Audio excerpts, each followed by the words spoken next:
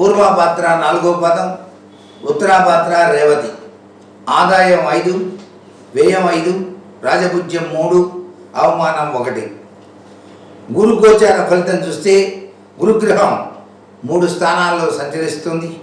సంవత్సరం ప్రారంభించి మే 14 వరకు ఉద్యోగభంగం, మిత్ర వియోగం, కార్యభంగం, కొద్దిగా అనారోగ్య సమస్యలు వస్తాయి.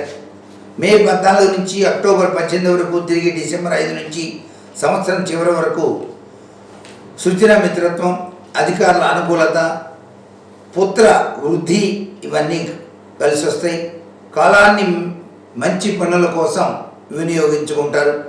అక్టోబర్ 18 నుంచి డిసెంబర్ 5 వరకు మీ సంతానం వృద్ధిలోకి వస్తుంది. మంచి వారితో స్నేహం అవుతుంది. అధికారుల అనుకూలత కలుగుతుంది. మీరు ఆచరించవలసిందల్లా శ్రీ గురుదత్త దత్తాత్రేయ స్వామి వారిని ఆరాధన చేయటం, దత్తశరణం మమ అని 11 సార్లు జపించుకోండి. నిత్యం కూడా ఔదుంబర వృక్ష ప్రదక్షిణం చేయండి. శని గోచార ఫలితం చూస్తే ఈ సంవత్సరం అంతా జన్మరాశిలో ఏలినాటి శని దోషం ఉంది. అందువల్ల మీరు శనికి సంబంధించినటువంటి మూల మంత్రాన్ని ప్రతినిత్యం కూడా ధ్యానించండి. అలాగే దశరథ కృత శని స్తోత్రం 3 సార్లు పఠించండి. మూలమంత్రం శమగ్నిరగ్నిభిస్కరశ్చన్న స్తవతు సూర్య సంవాతో వాక్ప్రపాపశ్రిత 108 సార్లు చదవండి. మీకు సర్వవిధ శ్రేయోదాయకం. వీలైతే ప్రతి శని త్రయోదశి నాడు కూడాను నువ్వులు వేద బ్రాహ్మణులకు దానంగా ఇవ్వండి. చాలా విశేషకరమైన ప్రభావం వస్తూ తీరుతుంది. వెంకటేశ్వర స్వామిని కూడా మీరు దర్శనం చేసుకోవాలి. వెంకటేశ్వర సుప్రభాతం కూడా చదువుకోవాలి.